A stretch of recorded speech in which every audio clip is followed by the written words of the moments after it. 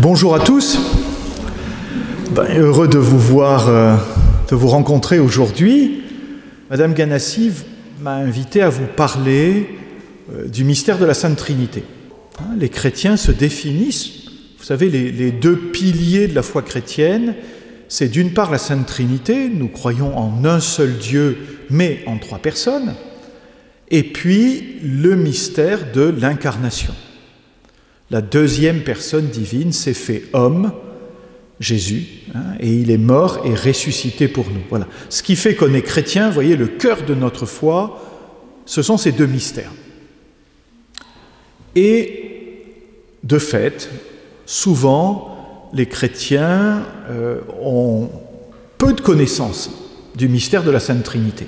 Vous savez, je cite souvent, quand je commence un cours sur la Sainte Trinité ou une conférence, mes grands-parents, qui étaient déjà varois à l'époque, et un jour, le jour du dimanche de la Sainte Trinité, le curé de leur petit village, qui était Flassan à l'époque, qui dit « Mes frères et sœurs, la Trinité, c'est un grand mystère. Alors passons à autre chose. » Bon, souvent les chrétiens en sont là, vous voyez, on sait que c'est un grand mystère, mais on ne sait pas dire grand-chose, et donc on passe à autre chose. Voilà.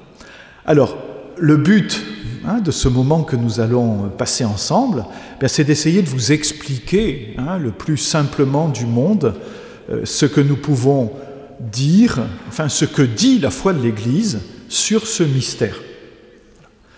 Sachant que c'est un mystère inépuisable, il est bien évident que en une petite heure, je ne peux que effleurer le sujet, mais j'espère vous donner déjà quelques points de repère pour vous faire goûter la profondeur de ce mystère.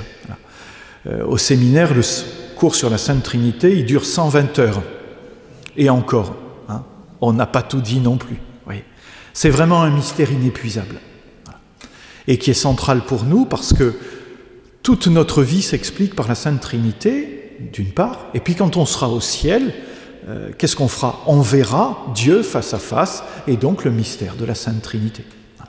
Donc c'est un petit exercice, vous voyez, en même temps d'anticipation que je vous propose, préparer le ciel, préparer la vision de Dieu, Trinité. Alors ce que je vous propose, je vais essayer de vous parler une heure, et puis on gardera un petit moment à la fin pour les questions, s'il y en a, sachant que de toute façon, il faut que je vous quitte à 16 heures. Ça vous va? Très bien. Alors, pour parler du mystère de la Sainte Trinité, il faut d'abord voir comment il a été préparé.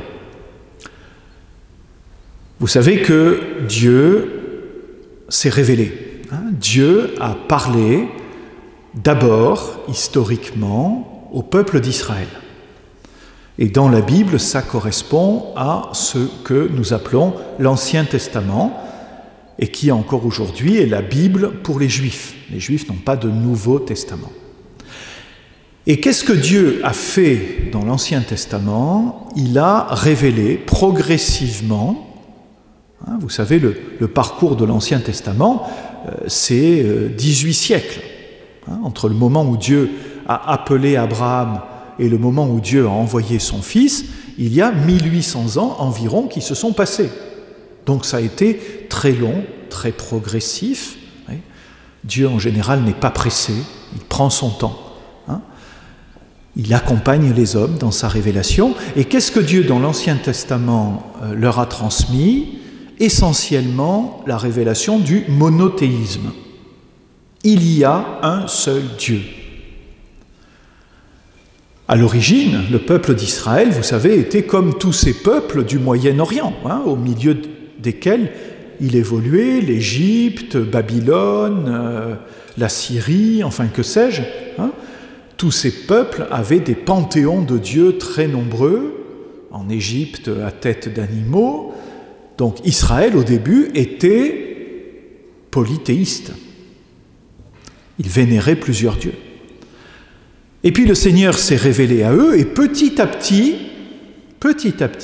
il leur a révélé que non seulement il est leur Dieu, Tu es notre Dieu et nous sommes ton peuple. Non seulement il est leur Dieu privilégié, non seulement il est plus grand que tous les autres dieux, mais au bout de 10 siècles, que les autres dieux n'existent pas. Qu'en fait, ils sont soit des créatures célestes, ce qu'aujourd'hui nous appellerions des anges, ou alors des idoles, c'est-à-dire des créations humaines. Et vous savez que dans l'Ancien Testament, il y a toute une polémique contre les idoles, ces faux dieux que les hommes se créent, des statues en or, en argent, en bois précieux, mais ce sont des faux dieux. Elles ont des yeux et ne voient pas, des oreilles et n'entendent pas, des jambes et ne peuvent pas parler. Tous les procès que font les prophètes contre les idoles. Et donc, au bout de ce cheminement, on arrive dans l'Ancien Testament à l'idée que Dieu est unique. Il n'y en a qu'un, et c'est le Dieu d'Israël, qui révèle son nom de Yahvé, enfin, ou plus exactement, le tétragramme, les 4 lettres mystérieuses du nom de Dieu.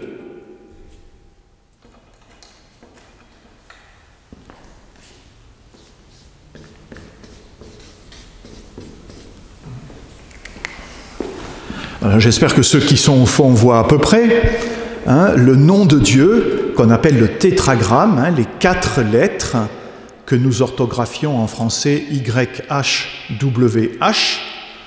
Alors évidemment, c'est difficilement prononçable. Et en hébreu, Yod et Vav et, c'est le nom que Dieu révèle à Moïse, le nom du Dieu unique. Et comme vous le savez, pour le prononcer, on a pris l'habitude de mettre un A ici et un E ici, ce qui donne le nom de Yahvé. Mais le vrai nom de Dieu, ce sont ces 4 lettres. Il n'y a qu'un seul Dieu, et c'est Yahvé qui a parlé au peuple d'Israël, aux prophètes et à Moïse. Et dans l'Ancien Testament, vous voyez la confession de foi essentielle, c'est celle qui est inscrite dans le livre du Deutéronome, chapitre 6, verset 4, qu'on appelle le Shema, la prière du Shema. Écoute Israël, le Seigneur notre Dieu est le Dieu unique. Tu aimeras le Seigneur ton Dieu de tout ton cœur, de toute ton âme, de toute ta force et de tout ton esprit.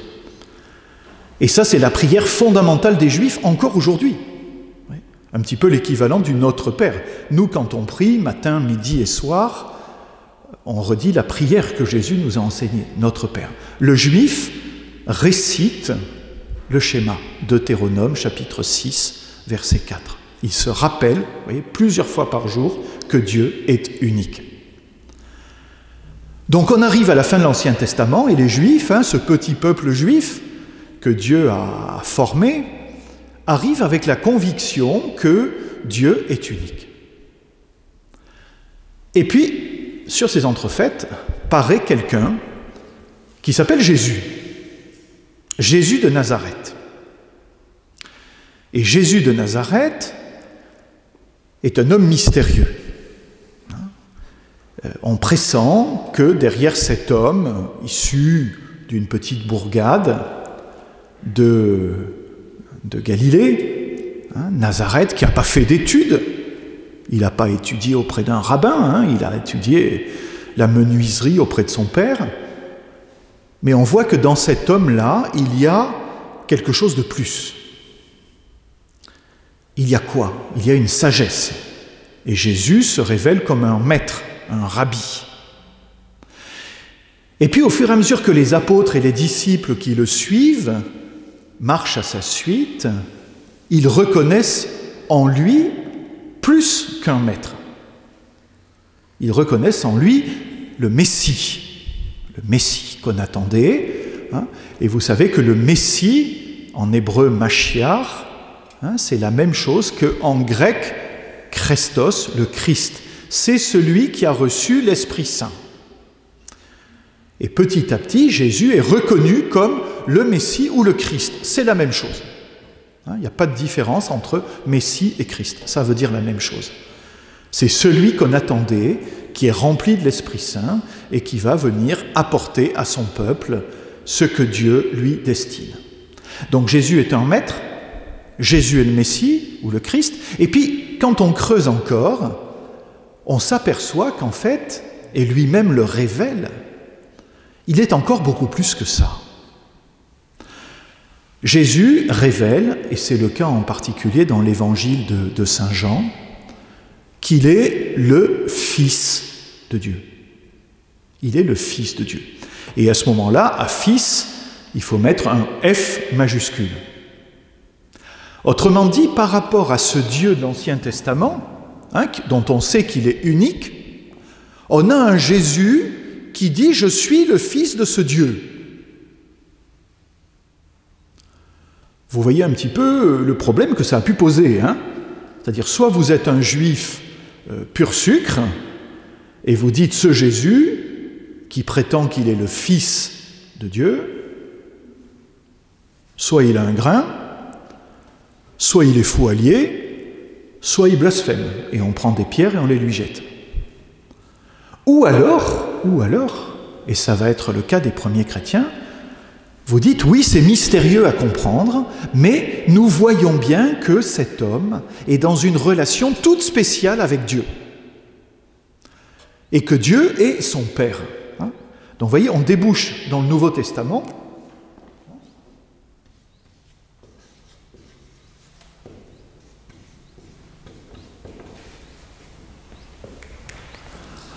Ce Dieu unique, Jésus nous le révèle comme son Père. Et Jésus de Nazareth n'est pas simplement un homme, un rabbi, le Messie, il se révèle comme le Fils unique de Dieu. Et ce qui caractérise un chrétien, vous voyez, il y a 2000 ans, c'est quelqu'un qui accepte de voir en Jésus, de manière incompréhensible, mais réelle, le Fils de Dieu. L'évangile qui insiste beaucoup sur cette dimension, c'est l'évangile de Saint Jean. Et cela dès le prologue. Vous savez, au commencement était le Verbe, et le Verbe était auprès de Dieu. Chapitre 1, chapitre 1 de Saint Jean, le prologue. Et au verset 18, ce prologue est conclu par « Le Fils unique qui est dans le sein du Père nous l'a fait connaître ». Et ça fait partie de ces versets du Nouveau Testament qu'il faut connaître par cœur quand on est chrétien. Le Fils unique qui est dans le sein du Père nous a fait connaître Dieu, le Dieu de l'Ancien Testament, comme Père. Et ça, c'est le cœur de la révélation du Nouveau Testament. Oui. Ce qui différencie un chrétien d'un juif, c'est que ce Yahvé de l'Ancien Testament, on le reconnaît comme le Père de Jésus, le Seigneur. Et Jésus, tout au long de l'évangile de Saint Jean, montrera cette relation toute spéciale qu'il a avec Dieu. Ce qui a le plus frappé ses contemporains, c'est en particulier sa prière, la prière de Jésus. Jésus passait de longues heures en prière, tout seul. Il partait tard le soir, il quittait ses apôtres ou ses disciples, ou alors tôt le matin, il se levait plus tôt qu'eux, il se réfugiait dans un endroit désert, et là il priait. Et quand ses disciples lui ont demandé « Mais comment est-ce que tu fais pour prier? Qui tu pries ?»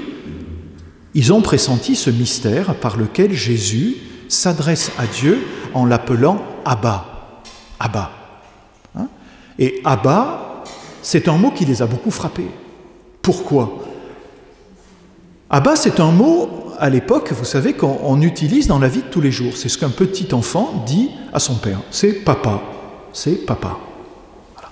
Et Jésus dit papa, Abba, à Dieu. Et ça, aucun juif ne se serait permis de le faire. Pourquoi? C'est trop proche. C'est pas respectueux. On est tellement convaincu chez un juif que Dieu est grand, que Dieu est tout-puissant, que Dieu est d'au-dessus de nous, que jamais personne ne se serait senti autorisé à appeler Dieu Père, et encore moins Papa. Et ça, Jésus le fait. Et non seulement il le fait, mais vous savez que plus tard, il dira à ses disciples, qui lui dit « enseigne-nous à prier », qui lui disent « enseigne-nous à prier », et Jésus dit « quand vous priez, dites notre Père ». Autrement dit, vous voyez, Jésus va nous introduire dans cette relation toute spéciale qu'il a avec Dieu. Donc au cœur du Nouveau Testament, il y a cette révélation par Jésus du Dieu de l'enseignement comme Père. Et repensez à tous les passages de l'évangile de Saint Jean qui en parlent. Le Père est en moi et je suis en lui. Le Père est plus grand que moi. Ou je ne fais rien de moi-même, mais je fais ce que je vois faire au Père. Mon commandement, ma nourriture, c'est de faire la volonté de mon Père. Jésus n'arrête pas, dans l'évangile de Saint Jean, de parler de Dieu comme son Père. Autrement dit, voyez,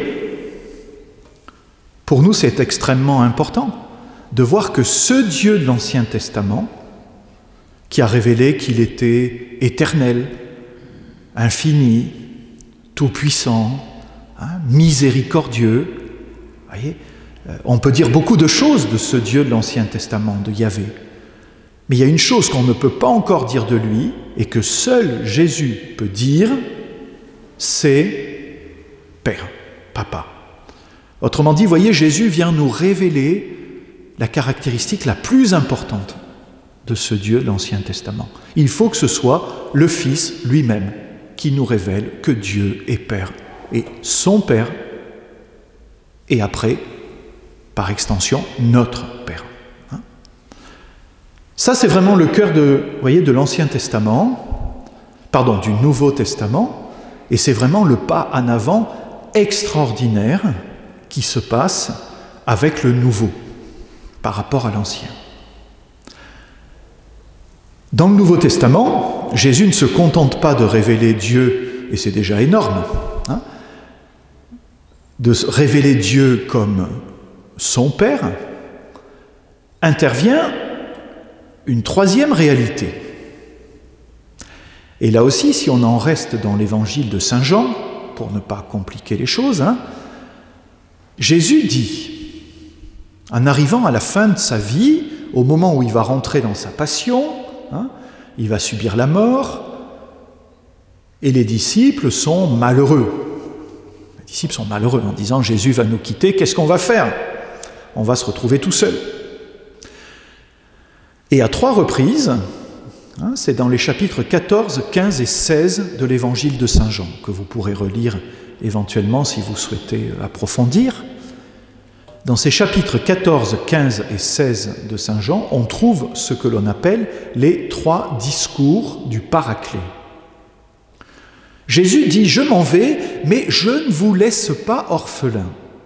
Je vais vous envoyer d'auprès du Père, où le Père va vous envoyer, à ma demande, il va vous envoyer un autre Paraclet,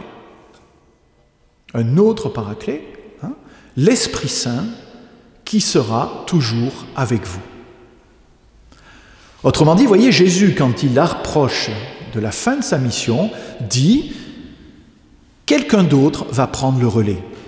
Quelqu'un d'autre va continuer ce que j'ai fait. » Et cet autre, qui va être envoyé, Jésus et le Père vont envoyer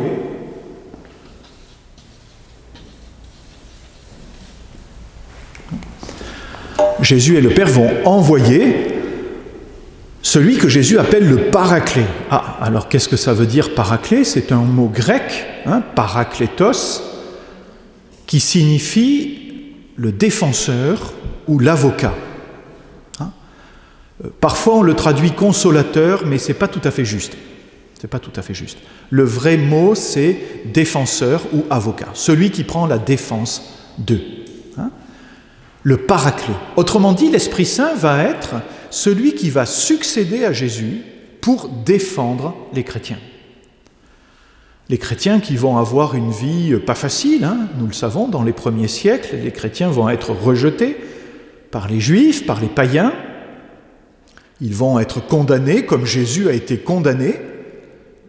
Et Jésus leur dit, vous aurez un défenseur. Et ce défenseur, C'est l'Esprit Saint, envoyé par le Père et le Fils, et il sera toujours avec vous. Il sera toujours avec vous. Vous voyez, la mission de Jésus, elle n'a eu qu'un temps. Entre le moment où Jésus a été conçu du Saint-Esprit dans le sein de la Vierge Marie et le moment où Jésus est arrivé à la fin de sa mission par la résurrection et l'ascension, il s'est passé 33 ou 34 ans. On ne sait pas tout à fait. Hein. Vous savez, la date de naissance de Jésus, on ne la connaît pas bien. Hein. On sait à peu près certainement qu'il est mort en 30. Ça oui. Mais on ne sait pas s'il est né en -4 ou -6. Bon, peu importe, mais ce que je veux que vous compreniez, voyez, c'est que la mission de Jésus n'a duré que 33 ou 34 ans. Et lorsque Jésus a terminé sa mission, qui est-ce qui prend le relais? C'est le Paraclet, et lui, il est toujours avec nous. Autrement dit, voyez, 2000 ans après, hein, puisque ça fait 2000 ans et quelques que Jésus est reparti, et que l'Esprit Saint nous a été donné à la Pentecôte, l'Esprit Saint continue sa mission. Il est toujours avec nous. Il est toujours dans l'Église et il est toujours dans le cœur de ceux qui veulent bien l'accueillir. Par le baptême, par la confirmation, par l'ordination, et puis jour après jour par la prière hein, qui ouvre notre cœur à la présence et à l'action du Saint-Esprit. Et le Saint-Esprit va continuer sa mission jusqu'à la fin des temps. Jusqu'à la fin des temps. Et qu'est-ce qu'il va faire, lui hein, c'est ce que Jésus dit dans ses 3 discours du Paraclet. Hein, il dit, il vous défendra, bien sûr, hein, il vous conduira vers la vérité tout entière.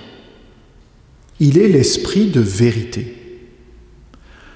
Autrement dit, c'est lui qui va rendre témoignage à Jésus et qui va nous faire comprendre à nous, par la foi, que Jésus, même s'il est mort rejeté par tous et crucifié par tous, est vraiment le Fils de Dieu. Et c'est l'Esprit Saint, au fond de notre cœur, qui nous permet de reconnaître Dieu comme le Père de Jésus et notre Père. Saint Paul hein, complétera Saint Jean dans l'Épître aux Romains en particulier, au chapitre 8, hein, qui est le grand chapitre de l'Épître aux Romains sur l'Esprit Saint.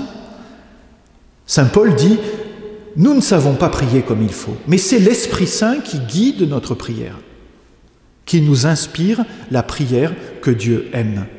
Et c'est l'Esprit Saint qui nous permet de nous tourner, nous, à notre tour, vers Dieu en l'appelant Abba. C'est-à-dire de reprendre le même titre que Jésus donne à son Père. Vous voyez, l'Esprit Saint qui nous est donné nous conduit à la vérité parce qu'il nous fait reconnaître Jésus comme notre Sauveur, comme notre Maître, comme le Fils de Dieu. Et c'est Jésus qui, par la puissance du Saint-Esprit, nous emmène jusqu'à Dieu, en qui nous pouvons reconnaître, nous aussi, à notre tour, Abba, Père. Donc, vous voyez, la vie du chrétien hein, est bien une vie trinitaire. Nous sommes sauvés par Jésus, qui est mort et ressuscité pour nous, et qui nous donne son Père comme notre Père. Et pour pouvoir le vivre, que ce ne soit pas simplement une belle idée, mais que ce soit une réalité hein, dans notre vie spirituelle, dans notre vie quotidienne, le Père et le Père et le Fils nous ont donné l'Esprit Saint, le Paraclet, qui habite dans notre cœur et qui nous conduit vers la vérité tout entière. Et cela, vous voyez, le fait qu'il nous conduise vers la vérité tout entière, ça vaut pour chacun d'entre nous. Hein, tout au long de notre vie chrétienne, nous nous laissons davantage pénétrer par l'Esprit Saint et il nous fait avoir une foi, j'espère, hein, de plus en plus solide. Et puis ça vaut pour l'Église entière. Depuis 2000 ans, l'Église, hein, qui est conduite par l'Esprit Saint, malgré ses chutes, malgré ses bêtises hein, que nous connaissons bien, eh bien l'Église continue son chemin vers la vérité tout entière parce qu'elle est habitée par l'Esprit Saint. Voilà ce qui est révélé dans le Nouveau Testament. Le Dieu de l'Ancien Testament est révélé comme Père par Jésus, qui est son Fils bien-aimé et son Fils unique. Et tous les deux envoient l'Esprit Saint qui continue sa mission pour nous encore aujourd'hui. Si on veut franchir maintenant une étape,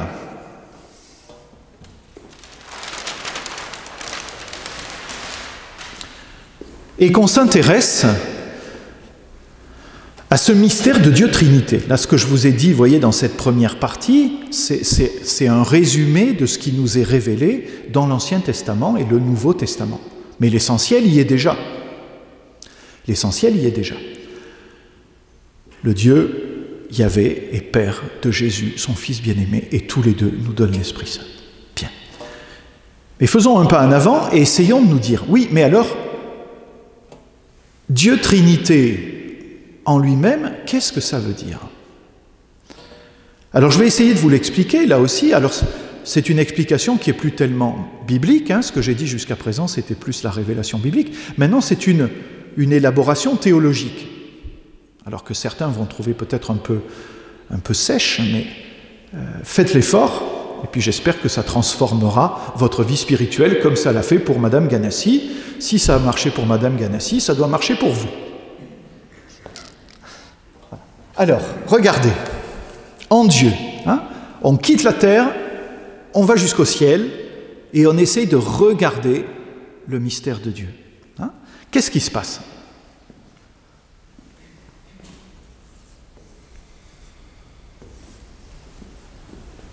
Vous avez donc une première personne en Dieu, qui est Dieu. C'est-à-dire, tout ce que nous attribuons à Dieu, tout ce qui fait que Dieu est Dieu, cette première personne la possède. Qu'est-ce que c'est qui fait que Dieu est Dieu par rapport à nous? Dieu est éternel, par exemple. Oui. Nous ne sommes pas éternels.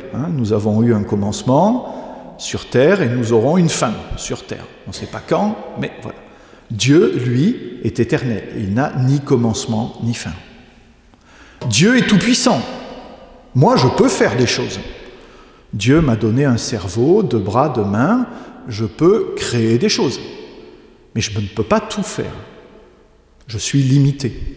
Dieu est tout-puissant. Tout ce qu'il veut faire, il peut le faire. Dieu est omniscient. Moi, j'ai un cerveau, donc je comprends des choses, je suis capable de faire des raisonnements, de retenir des choses. Alors un cerveau a l'efficacité qui est variable. Certains ont des QI d'huîtres, et puis de l'autre côté, vous avez des gens qui ont le QI de Einstein ou de Mozart, qui sont des génies. Mais peu importe. Que vous ayez un QI de 10 ou un QI de 180, votre QI, il est limité. Dieu, lui, sait tout. Il connaît tout. Instantanément. Il est ce qu'on appelle omniscient. Je ne vais pas détailler à l'infini, mais vous comprenez. Là, tous ces attributs qui font que Dieu est Dieu, la première personne les possède. Il est infini, éternel, tout-puissant. Il est vrai, il est bon, il est juste, il est beau, infiniment bon, etc. Voilà. Mais cette première personne, en fait, ne va pas rester seule. Cette personne, cette première personne divine, est tellement, on pourrait dire généreuse d'une certaine manière, qu'elle va se communiquer à une autre personne, à une deuxième personne. Et là, vous voyez, quand je dis ça, touchons du doigt que c'est ce qui fait vraiment la grande différence entre les chrétiens d'un côté et les juifs et les musulmans de l'autre. Nous sommes les 3 religions monothéistes. Nous croyons en un seul Dieu, hein, et les chrétiens sont autant monothéistes que les autres. Il faut bien se le dire. Hein. Voilà. Vous disiez tout à l'heure avec justesse que parfois les musulmans nous accusent d'être polythéistes. Nous sommes monothéistes. Nous croyons en un seul Dieu. Mais ce que nous disons, nous, chrétiens, contrairement aux juifs et aux musulmans, c'est que cette première personne divine ne reste pas, si vous voulez, toute seule, hein, à posséder sa divinité dans une jouissance exclusive, mais que cette personne est tellement généreuse qu'elle déborde en quelque sorte. Vous voyez, un petit peu comme une fontaine qui est trop pleine, ou une source, hein, qui s'écoule et qui va donner un ruisseau et plus un fleuve. Autrement dit, vous voyez, Dieu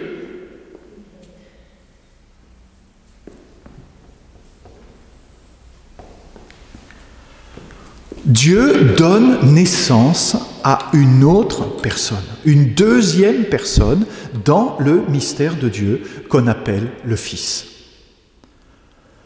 Et donc la première personne prend le nom de Père. La première personne est Père éternellement du Fils. Le Fils existe au ciel de toute éternité. De toute éternité, voyez, le Père donne naissance à son Fils. Alors, on peut en trouver une image, mais c'est une image imparfaite, hein, bien sûr, avec ce qui se passe sur Terre. Hein, regardez, quand il y a un homme qui a un fils, ok, mais ça suppose que l'homme, d'abord, ait atteint un certain âge, hein, qu'il ait à partir de 20 ans ou de 25 ans, qu'il ait rencontré une charmante demoiselle, qu'il ait envie de se marier, et puis tous les deux, ils décident un jour d'avoir un fils. Voilà. En Dieu, c'est un peu la même chose, c'est-à-dire que le Père va donner naissance à un fils, mais évidemment d'une manière différente. D'abord, il n'y a pas besoin de charmante demoiselle, le Père est tout seul, et ensuite, c'est une opération éternelle. Sur Terre, entre un père et un fils, il y aura toujours le décalage de la naissance. Quand son fils naît, le père, il a 25 ans ou 30 ans. Donc, il a 30 ans de plus que son fils. En Dieu, c'est pas ça. Pourquoi? Parce que tout ce que le père possède, il le donne à son fils. Le père ne garde rien pour lui. Il ne lui dit pas « Allez, je te donne 75%, mais le reste, je le garde quand même pour moi. » Tout ce que le Père possède, il le donne intégralement à son Fils. Ce qui fait que le Père et le Fils sont strictement égaux. Le Fils est égal au Père. Il vient de son Père, mais il est égal au Père.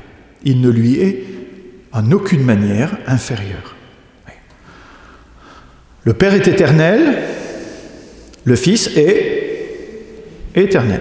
Le Père est tout-puissant, le Fils est tout-puissant. Le Père est omniscient, le Fils est omniscient. Voilà, vous avez compris le raisonnement. Le Père donne tout ce qu'il a au Fils. Il ne garde rien. Oui. Et ça, l'Église a été obligée de le définir. Alors, contre des mauvaises conceptions, qu'on appelle des hérésies, vous savez, des hérésies dans l'histoire de l'Église, il y en a eu des flopées, et chaque fois qu'on a un gros problème comme ça, on convoque un concile. On assemble les 300 ou 500 ou 2000 évêques, hein, à Vatican II, il paraît qu'ils étaient 2000. Voilà. On prie très fort l'Esprit Saint pour qu'il nous conduise vers la vérité tout entière, et on dit, alors, on va résoudre cette question. Et au concile auquel je fais référence, là, qui est le premier concile de l'histoire de l'Église, le concile de Nicée, en 325, on avait affaire à des gens qui se proclamaient chrétiens, mais qui disaient « le Fils est inférieur au Père ». Le Père est éternel, mais le Fils est arrivé après. Le Père sait tout, mais le Fils ne sait pas tout. Alors il est très grand, très beau, tout ce que vous voulez, mais il est quand même inférieur au Père. Hein, c'est une hérésie qu'on appelait l'arianisme, les ariens. Je ne sais pas si ça vous dit quelque chose. vaguement, hein, un monsieur Arius, qui était prêtre dans une église d'Alexandrie, en Égypte, voilà, et qui un jour s'est mis à débloquer et à raconter des histoires comme ça. Méfiez-vous des prêtres, surtout quand ils disent des bêtises. Hein, voilà. Donc Arius a développé, hein, ce système consistant à dire le Fils est inférieur au Père. Gros problème. Hein. Et donc on a réuni un concile à Nicée qui a dit, mais est-ce qu'il est inférieur au Père ou est-ce qu'il est égal au Père? Et le concile de Nicée a défini la foi chrétienne avec le credo que vous récitez tous les dimanches. Hein? Enfin, tous les dimanches. Vous savez qu'il y a deux credos. Hein? Il y a le credo qu'on appelle le credo court, ou symbole des apôtres, qui ne vient pas des apôtres, mais qui vient de Rome. Et puis il y a le symbole long, le credo long, qu'on appelle le credo de Nicée-Constantinople. Nicée-Constantinople. Bien, Nicée, c'est là. C'est la question, est-ce que le Fils est égal au Père ou pas? Et le concile de Nicée a défini que le Fils est égal au Père. Il a introduit dans le credo ce que, encore une fois, nous récitons tous les dimanches. Il est Dieu, né de Dieu, lumière, né de la lumière, vrai Dieu, né du vrai Dieu. Vrai Dieu, né du vrai Dieu. C'est-à-dire, en fait, le Père est vrai Dieu, le Fils est vrai Dieu. Il n'est pas demi-dieu. Il n'est pas trois quarts de Dieu. Il est 100% Dieu. Vous voyez? Le Père est Dieu, le Fils est Dieu. Le Père est Dieu à 100%, le Fils est Dieu à 100%. Il n'y a pas d'inégalité. Hein? Et on a rajouté, hein, vrai Dieu né du vrai Dieu, engendré, non pas créé. Ah.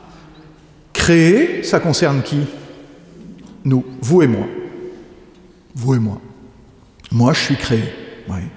Un jour, mes parents se sont mariés et puis, en 1962, ils m'ont donné naissance. Voilà, hein. Ils ont créé, à partir de leur union charnelle et spirituelle, ils ont créé mon corps. Voilà. Avant, j'existais pas. C'était dommage, mais c'est comme ça. Voilà. Et Dieu a créé mon âme en 1962. Avant, mon âme n'existait pas. Là aussi, c'est dommage, mais c'est comme ça. Hein? Donc moi, je suis créé, j'ai commencé à exister. Le Fils n'est pas créé, il est engendré. C'est-à-dire qu'en fait, il vient du Père de toute éternité. Il n'a pas commencé à exister, contrairement à vous et à moi. Oui, il est éternel. C'est ça que ça signifie. Engendré, non pas créé. Oui. Les anges, ils sont engendrés ou créés? Ils sont créés. Ils sont créés, effectivement. Hein? En fait, c'est des créatures qui sont supérieures à nous, hein, dit la foi de l'Église, mais ils sont créés aussi. Ils ont commencé à exister à un certain moment. Ouais. Alors que le Fils, lui, n'est pas créé. Il n'est pas sorti du néant à un certain moment. Il vient de Dieu éternellement. Ouais. Éternellement, le Père donne naissance à son Fils. Voilà. Et c'est très difficile à comprendre pour nous, ça. Pourquoi? Parce qu'encore une fois, sur Terre, allez, un père donne naissance à son fils, et puis après, le fils, bon, c'est sûr, il a besoin de ses parents pour l'éduquer, le nourrir, etc. Mais enfin, le fils, après, il fait sa vie. En Dieu, c'est pas pareil, vous voyez, le Père engendre éternellement le Fils. Il donne éternellement naissance à son Fils. Hein? Au moment où nous parlons, le Père engendre son Fils. Le Père donne éternellement naissance à son Fils. Et donc le Fils, hein, pour conclure sur le concile de Nicée, il est Dieu né de Dieu, lumière né de la lumière, vrai Dieu né du vrai Dieu, engendré, non pas créé, vous avez compris ce que ça veut dire, hein, de même nature que le Père. Alors, la traduction n'est pas très bonne, et d'ailleurs je crois qu'elle va être revue. Hein. En latin, si vous chantez votre credo en latin de temps en temps, je ne sais pas si ça se passe ailleurs, hein, on dit quoi? Consubstantialem patri perquem omnia facta sunt. Non, vous le chantez jamais? Non, bon, bref. Peu importe. En latin, c'est consubstantiel. Consubstantiel. Et le mot est plus juste théologiquement. De même nature, ça ne suffit pas. Pourquoi? Regardez. Moi, je suis un homme. Hein. Je possède la nature humaine. La nature humaine, c'est ce qui fait que je suis un homme. J'ai 2 bras, 2 jambes, 2 yeux, un cerveau, un cœur, une volonté, etc. Hein? Madame Ganassi, elle possède la nature humaine aussi. Hein? On est des êtres humains, elle et moi. Donc, nous possédons tous les deux la même nature. Nous sommes de même nature. N'empêche que c'est une femme, je suis un homme. Elle est médecin, je suis prêtre. Elle aime les raviolis, je préfère les lentilles. Que sais-je? Que sais-je? Vous voyez, on est de même nature, mais on est extrêmement différents. Et c'est pour ça que dans le credo, quand vous dites le Père et le Fils est de même nature que le Père, c'est pas suffisant. Parce que ça pourrait vouloir dire, voyez, que, allez, le Père a envie de faire quelque chose, et puis le Fils a envie de faire quelque chose d'autre. Le Père pense à telle chose, et le Fils pense à telle autre chose. Non, ils ont tout en commun. Ils ont tout en commun. C'est ça qu'on veut dire quand ils sont consubstantiels, vous voyez. Dire, ils sont différents, il y a un Père, il y a un Fils. Mais ils ont la même éternité, la même volonté, la même omniscience, la même capacité d'action, ils ont tout en commun. Oui. Quand le Père pense quelque chose, le Fils pense la même chose. Ils sont perpétuellement, si vous voulez, sur la même longueur d'onde. Voilà. Hein? Ils ne sont pas en négociation permanente. Vous voyez. Dans un couple aussi et dans une famille, vous savez ça. Hein? Le père dit « Mon fils, tu vas faire tes devoirs ». Le fils dit « Je préfère aller jouer au foot avec mes copains ». Et donc vous rentrez dans une négociation laborieuse pour savoir, avec des petites concessions d'un côté, des petites concessions de l'autre, et puis vous arrivez à vous mettre d'accord. Allez, tu travailles 2 heures et après tu iras jouer au foot avec tes copains. Vous voyez, en Dieu, il ne faut pas s'imaginer que ça se passe comme ça. Hein. Que le Père a envie de faire ça, le Fils a envie de faire ça, et donc on rentre dans une négociation laborieuse. Et on trouve un moyen terme. Non, en Dieu, c'est pas comme ça que ça se passe. Ils ont la même volonté. Ce que l'un veut, l'autre le veut, tout de suite, immédiatement. Même intelligence, même volonté. Il n'y a pas de besoin, c'est une communion parfaite. Il n'y a pas besoin de négociation laborieuse. Hein. Et ça, c'est important, vous voyez, de se redire ça. Pourquoi? Parce que quand on pense après à l'incarnation, Dieu qui vient nous sauver en se faisant homme et en mourant sur la croix, en donnant sa vie pour nous sur la croix, il ne faudrait surtout pas avoir l'idée que c'est le Père qui veut ça et le Fils qui se dit t'aurais pas plutôt quelqu'un d'autre? Hein, il n'y aurait pas un moyen de faire autre chose, etc. etc. Et le Père qui dit mon fils, tu t'y colles. Et le Fils qui est obéissant qui dit bon, bah d'accord. Voilà. Hein. Vous voyez, ça serait une conception complètement fausse de la rédemption. Hein. Et parfois ça traîne dans nos têtes. Hein. Ça traîne dans nos têtes. Ouais. Il y a un chant classique, hein, mais que j'aime pas trop, c'est le Minuit chrétien. Oui, alors bon, je sais bien, je me suis fait mal voir parfois parce que j'ai dit que j'aimais pas le Minuit chrétien. Mais théologiquement, ça colle pas. Hein.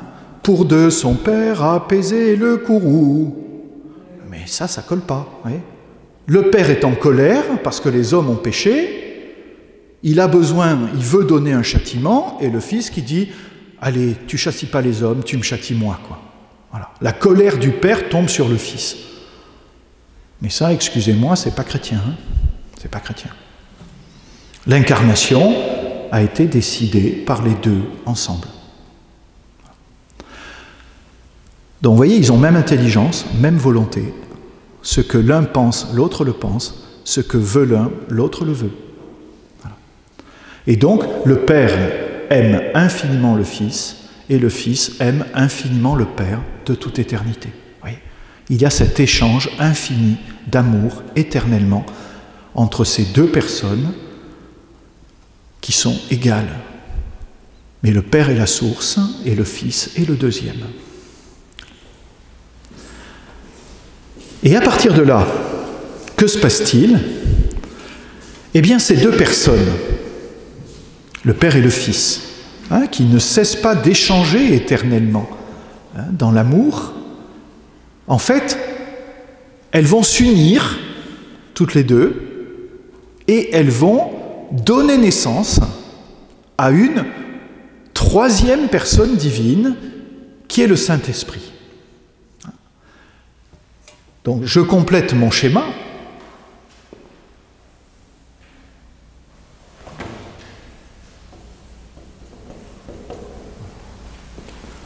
Alors, vous voyez, pour ceux qui sont un peu loin, j'ai fait une première flèche donc du Père vers le Fils, ça c'est ce que nous venons d'expliquer. Et puis je viens de faire une deuxième flèche, en fait, qui part du Père et qui part du Fils. Ces deux flèches se rejoignent et elles vont vers le Saint-Esprit.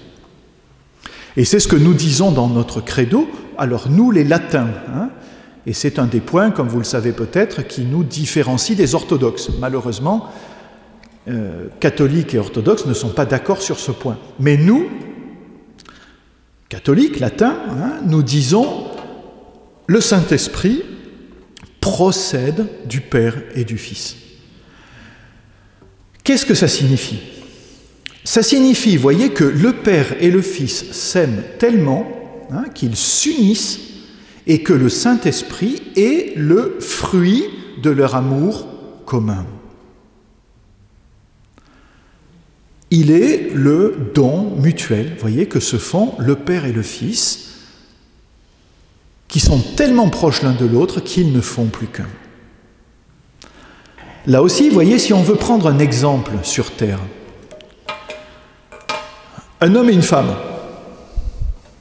L'homme aime sa femme de tout son cœur. La femme aime son mari de tout son cœur. Et qu'est-ce qu'ils font? La Bible le dit, les deux ne font plus qu'un. Donc il y a une union qui se produit entre l'homme et la femme, alors qu'il y a une union charnelle. En Dieu, ce n'est pas le cas, mais ce n'est pas que charnel non plus. C'est une union affective de tout l'être, l'intelligence, de la volonté. Et quand cette union est féconde, qu'est-ce qui se passe?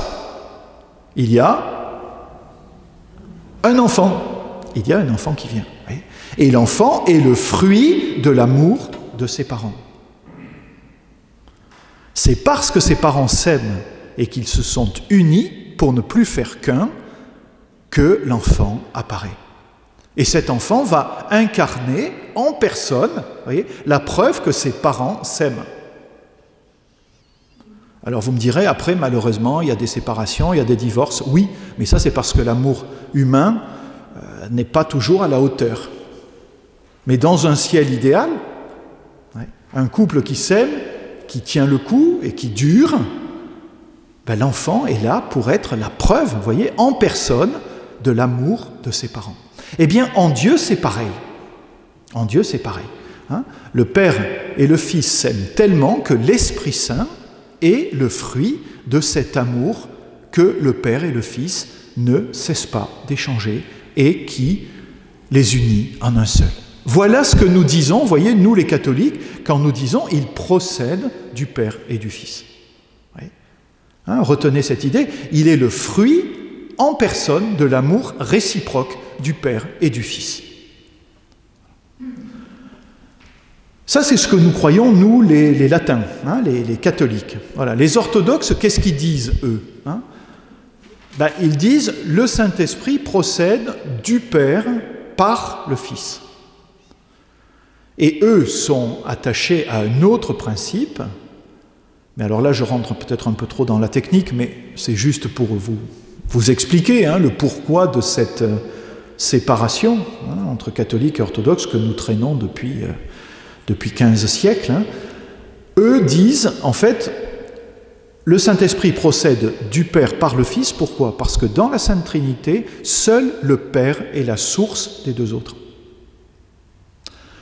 Et ce principe, auquel ils sont fermement attachés, ils l'appellent la monarchie du Père. La monarchie du Père. Alors monarchie, c'est un mot sacro-saint pour les orthodoxes. Ça signifie quoi quand on dit monarchie? Enfin, il ne faut pas penser tout de suite à Louis XIV ou à Élisabeth II. C'est pas ça qui est en jeu. Monarchie, le mot grec signifie monos, arché, seul principe, principe unique. Le Père est, pour eux, le principe unique des deux autres personnes, c'est-à-dire du Fils et du Saint-Esprit. Voilà.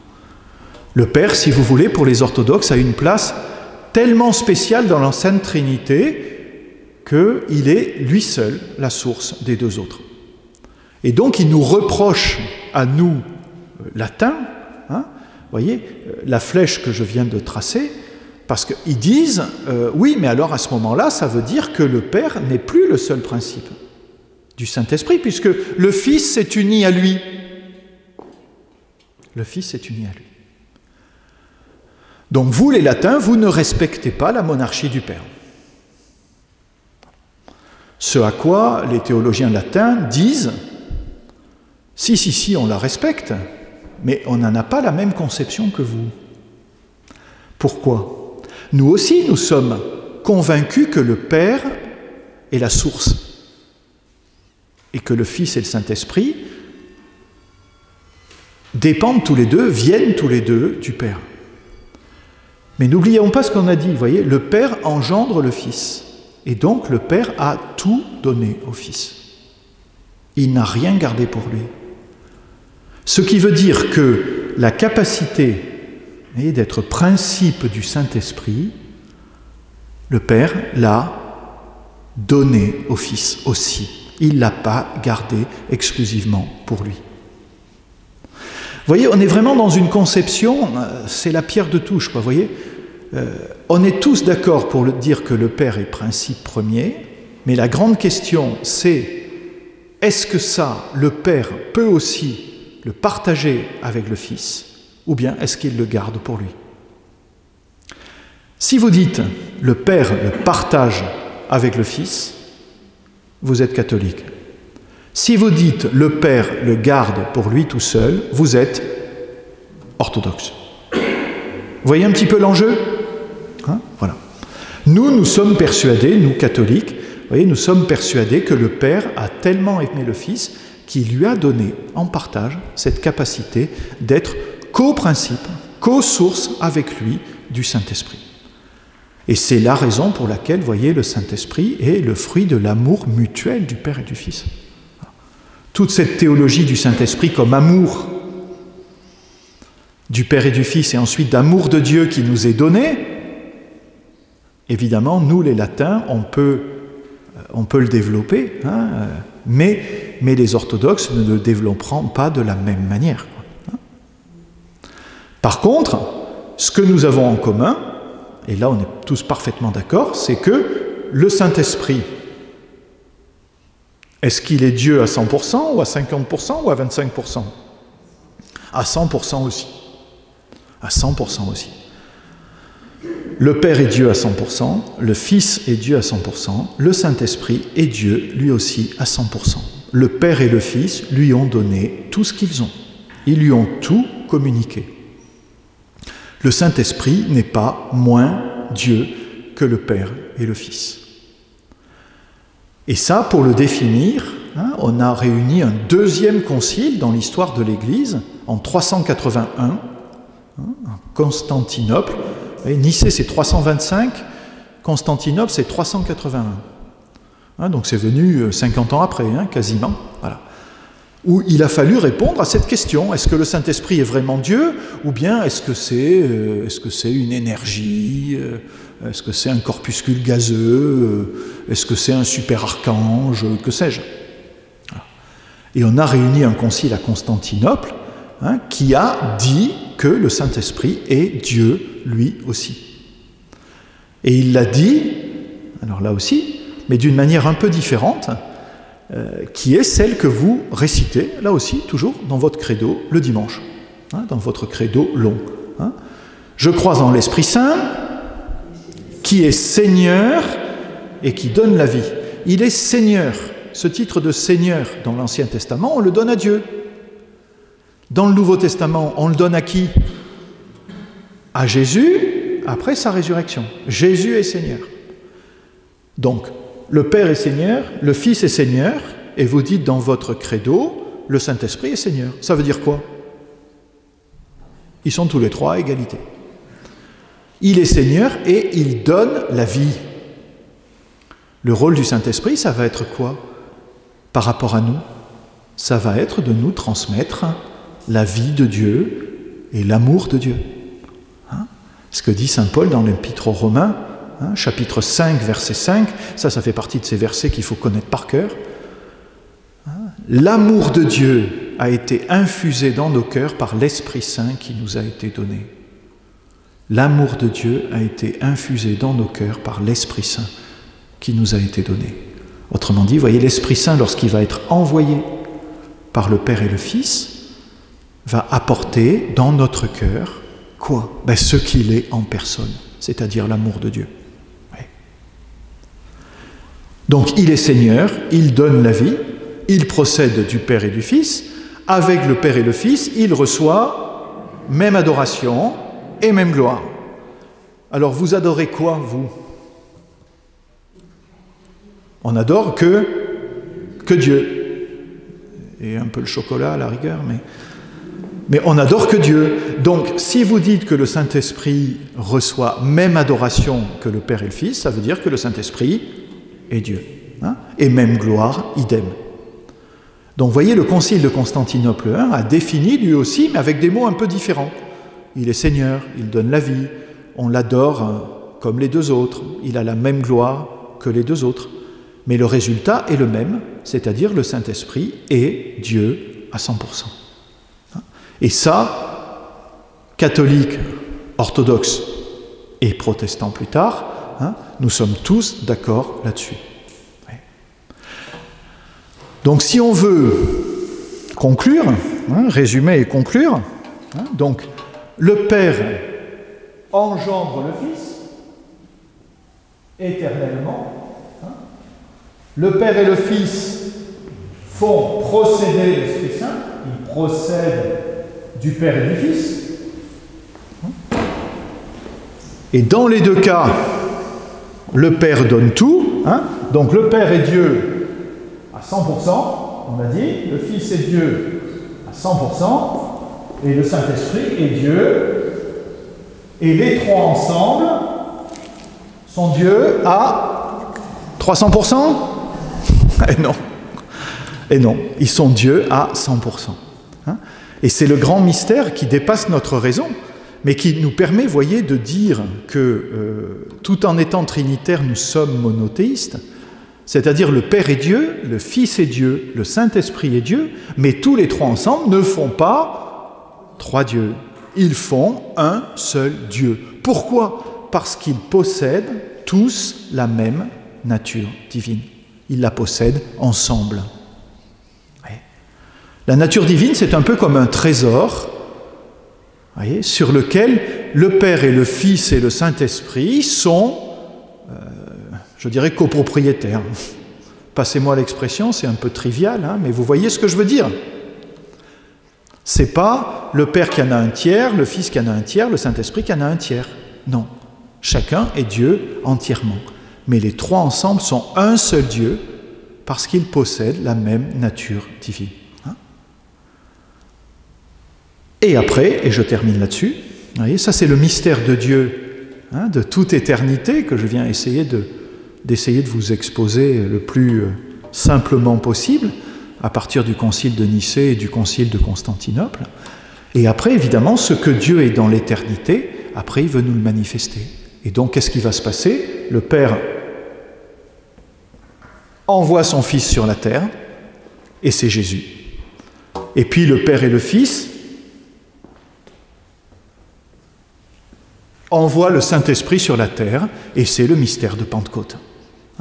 Le Fils et le Saint-Esprit, Saint Irénée, un père de l'Église du IIe siècle, Saint Irénée de Lyon, dit « Le Fils et l'Esprit sont les deux bras du Père. » Le Fils c'est le bras droit, l'Esprit Saint c'est le bras gauche, le Père les envoie, et c'est avec ces deux bras d'abord qu'il va créer le monde, qu'il va créer l'homme, et puis une fois qu'il nous a créés et qu'il veut nous sauver, il se sert de ces deux bras pour nous ramener vers lui, dans son cœur de Père. Et le but du salut, c'est de nous laisser ramener par le Fils et par l'Esprit Saint jusque vers le Père. Et au ciel, de toute éternité, c'est cela que nous verrons. Vous voyez, nous serons face à Dieu, nous verrons le Père face à face. Sur terre, on ne peut pas le voir. Vous connaissez, en Jean chapitre 8, Philippe qui dit à Jésus « Montre-nous le Père et cela nous suffit ». Et Jésus qui répond « Qui m'a vu, a vu le Père ». Sous-entendu, sur terre, moi je suis la parfaite image du Père, tu me vois moi, ça te suffit. Par contre, quand on sera au ciel, on verra le Père face à face. Oui. Jésus nous aura révélé le Père. Sur terre, on le croit, au ciel, on le verra. Au ciel, on le verra. Et c'est le but de la vie chrétienne. Oui. Et c'est pour cette raison que notre prière doit être trinitaire aussi. Oui. Quand vous priez, on ne prie pas le bon Dieu comme ça en général. Oui. On prie le Père, puis le Fils, puis le Saint-Esprit. Oui. Quand on récite le Notre Père, on s'adresse au Père. Quand on prie devant le Saint-Sacrement, exposé, on s'adresse au Fils. Et là, pour Pentecôte, on se prépare à recevoir l'Esprit Saint et on prie le Saint-Esprit de venir. Les très belles prières au Saint-Esprit que nous utilisons en ce moment, le Veni Creator, la séquence de la Pentecôte, vous voyez, toutes ces grandes prières au Saint-Esprit, on s'adresse au Saint-Esprit. Et vous voyez, dans une bonne prière chrétienne, dans votre prière à vous, vous voyez, il y a des choses que vous dites au Père, et puis ensuite vous parlez au Fils, et ensuite vous parlez au Saint-Esprit. On ne parle pas aux trois de manière indifférenciée, quoi. Vous voyez, Comme quand vous êtes invité dans une famille, vous avez des choses particulières à dire au Père, d'autres choses à dire à la mère, et puis vous parlez après à l'enfant d'une autre manière. En Dieu, c'est pareil. Oui. Prenons l'habitude de prier Dieu Trinité, mais en reconnaissant le Père, puis le Fils, puis le Saint-Esprit. Voilà, je m'arrête là, et je suis disponible à vos questions ou remarques.